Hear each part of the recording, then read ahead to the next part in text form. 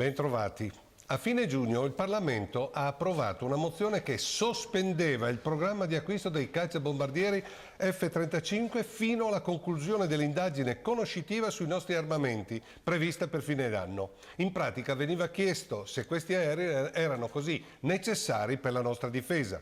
Invece non c'è stata nessuna sospensiva. Il 27 settembre scorso l'Italia ha completato l'ordine definitivo dei primi 6 cacciabombardieri per i quali erano già stati versati degli anticipi e per il 2014 è già previsto l'acquisto di altre 7 F-35 versando anche un anticipo di 60 milioni. Come vedete, una presa in giro colossale per il Parlamento. Il Ministero della Difesa va avanti nel programma di acquisizione di questi aerei infischiandosi bellamente della decisione parlamentare, anche se gli Stati Uniti, che sono i capofila del programma F-35, hanno denunciato gravissime pecche tecniche ed economiche su questo cacciabombardiere e che, lo dice il Pentagono americano, se questi problemi non verranno risolti, il programma verrà sospeso.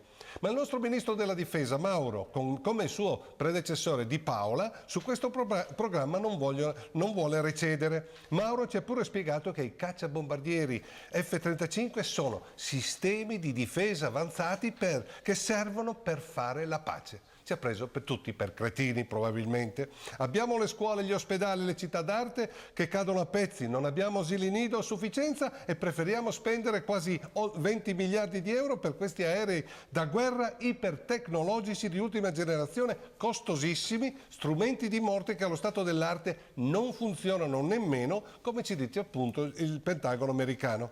Vedete voi se vi sembra una cosa seria.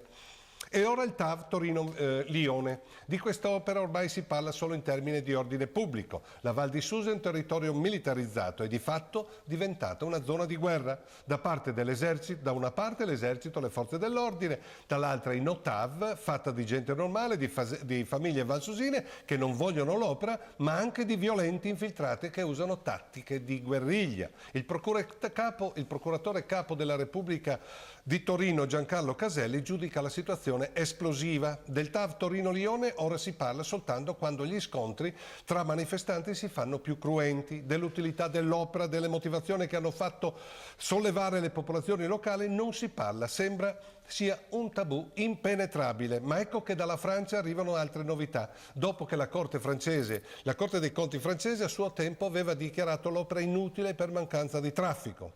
Per i nostri cugini francesi il TAV Torino-Lione non è più una priorità, lo sostiene un rapporto del Ministero dei Trasporti francese.